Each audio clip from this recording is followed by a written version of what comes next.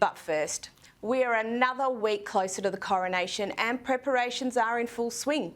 After the elaborate ceremony that was the Queen's funeral, you can only imagine the size of the to-do list for this upcoming 3-day coronation bender, the details of which we are slowly being drip-fed.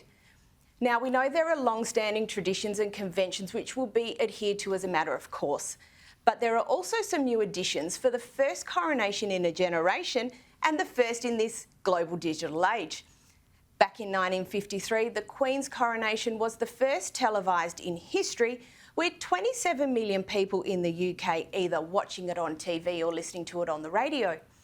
Some 70 years later for the Queen's funeral, and literally billions of people around the world watched the ceremony televised live.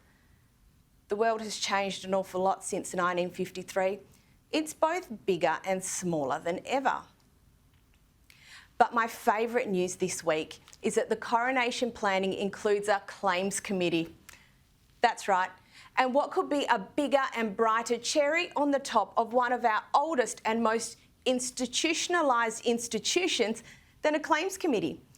Apparently, hundreds of people who believe they have a claim to carry out certain roles during the coronation have lodged applications seeking to do just that. Take a look at this. At the moment, there is a claims committee that we're told are looking at hundreds of different applications, probably from people because the property they own or the titles they have, who believe that they are entitled to carry out certain roles within the coronation, and all because of tradition. Honestly, this wouldn't float into Sir Humphrey Appleby's wildest dreams. And yet here we are, and it's true. It's a busying administrator's delight. And while plans are being laid, there are two rather large elephants in the room, named Harry and Andrew, who require some managing. The strategising and the framing is well advanced to minimise any further family dramas or broader public perception issues.